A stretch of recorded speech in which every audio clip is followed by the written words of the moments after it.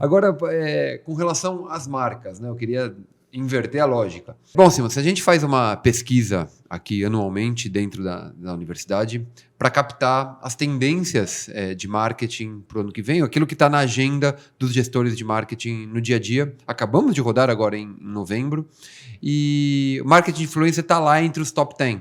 O primeiro colocado ali foi Customer Centricity, acho que está todo mundo trabalhando isso, deu mais de 80% dos entrevistados trabalhando em Customer Centricity, mas marketing de influência está sim na agenda de prioridade dos gestores, assim como outras coisas, como metaverso, eu ia falar multiverso já. Metaverso, enfim, tem uma série de iniciativas. E minha pergunta é o seguinte: até que ponto a marca precisa se preocupar de fato com marketing de influência hoje? Ou até que ponto é uma mera sazonalidade, algo que está todo mundo correndo atrás dessa onda, porque está todo mundo comentando que é verdade, que é necessidade, enfim. Até que ponto eu, como gestor de marketing, tenho que colocar isso na minha pauta necessariamente? As marcas precisam entender que as redes sociais são, em essência, sociais. Você segue pessoas, porque você se interessa pelas características das pessoas. Você se interessa pelas histórias das pessoas. Você quer ver o que a Virgínia comeu no café da manhã, como é que a Lara Nesteruk lidou com o marido dela, você quer ver os filhos do Ícaro de Carvalho, você acompanha como você acompanhava uma novela. Então, as redes sociais não foram preparadas para as empresas. Tá. Você raramente segue a Brastemp, o Extra, marcas que você consome no dia a dia. Normalmente não é aquilo que de fato te interessa e que de fato conecta com você. A grande força dos influenciadores é justamente essa conexão. É o fato de que eles conseguem estabelecer, por meio de características muito pessoais, uma ligação com aquilo que você acredita, com aquilo que você quer viver, muitas vezes, né, com aquilo que você aspira. As marcas têm dificuldade de reproduzir isso. Como é que elas reproduzem isso? Se valendo um pouquinho, justamente, dos influenciadores, dessas características que são pessoais dos influenciadores.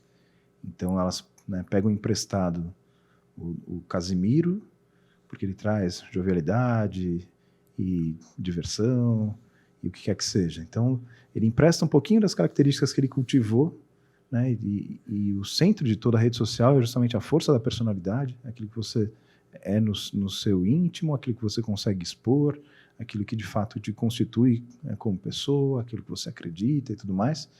E se as marcas enxergarem que existe uma proximidade, elas vão pegar um pouquinho emprestado, né, de você. Agora, por outro lado, existe um risco. O fato de que você está depositando em uma pessoa, né, a sua ação de comunicação faz com que você muitas vezes se esqueça de que essa pessoa pode ser falha. E a pessoa pode ser cancelada. Exatamente. Né? Que hoje está também na moda, né? Cancelamento. Você aposta tudo no negócio, você é cancelado. A pessoa perde a rede social inteira, perdeu tudo, né? E para a marca é muito prejudicial também, né? Porque a imagem dela sai arranhada, na medida que ela compra o pacote inteiro, né? de alguma maneira. Então, até por isso essa profissionalização é importante, para que você consiga ter a capacidade de julgar melhor os influenciadores com os quais você vai se associar, nos quais você vai investir, né? Para que eles possam se tornar de fato pessoas públicas, né? Querendo ou não, hoje em dia todo mundo é um pouquinho pessoa pública, né? Nós somos ali nas nossas redes, né? E a gente precisa desenvolver uma espécie de etiqueta que as pessoas públicas tinham ali muitos anos atrás. Meu pai era político e ele fazia isso de modo muito, muito natural, e a gente aprendeu de modo muito natural também, apenas pela mera experiência, né? O que a gente podia falar em público, o que a gente não podia falar, como que a gente podia se portar, até na escola, sabe? Eu sabia que eu era mais visado, digamos assim. Então, eu podia falar algumas coisas, não podia falar outras, podia me portar de tal jeito e de outros não. Então, na medida que esse processo de evolução dos influenciadores acontece, também acontece esse amadurecimento como um todo.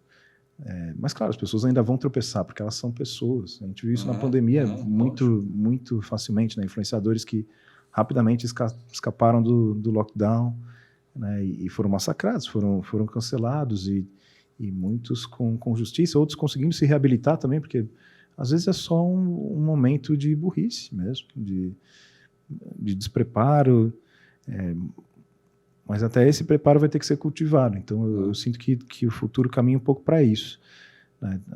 As marcas tentam se humanizar junto dos influenciadores, e os influenciadores tentam se profissionalizar, se tornando cada vez mais marcas. Perfeito. Você falou, por exemplo, do Casemiro, né?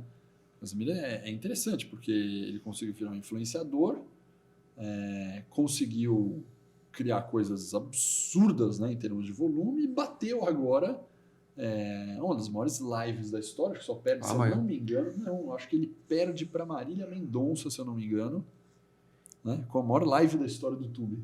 Não, foi a maior ontem. Eu acho Quatro... que ontem. De ontem foi a maior. De ontem, no jogo do Brasil e Suíça.